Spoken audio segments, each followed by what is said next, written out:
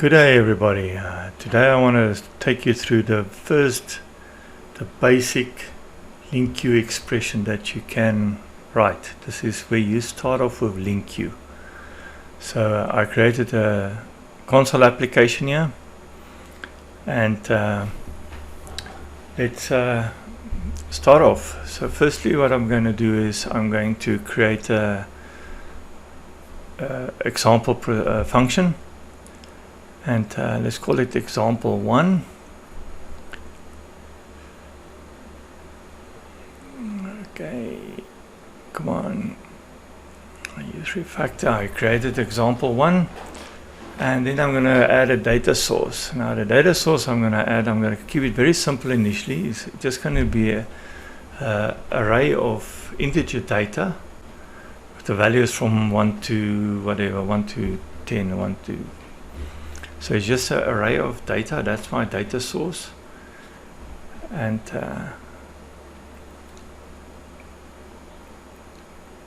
let's quickly just fix my variable here.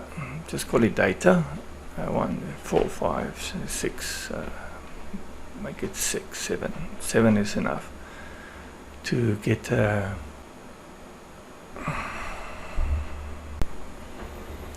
okay, create our query, and in it we're going to store the result enumerable, and we're going to select it from our data source, and we're going to give it a condition where the result is bigger than 4.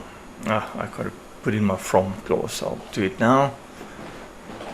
And then we'll select a result, and then we'll select this result into our query expression.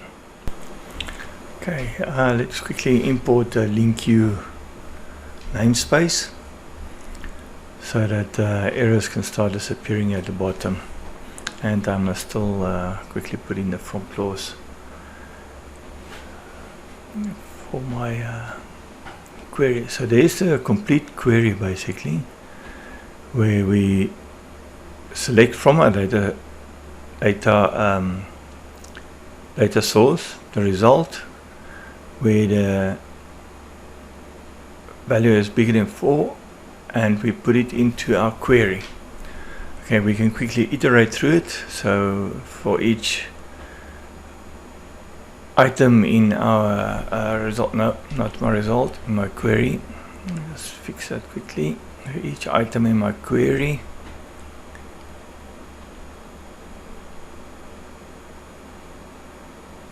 and I'll write it out to the console.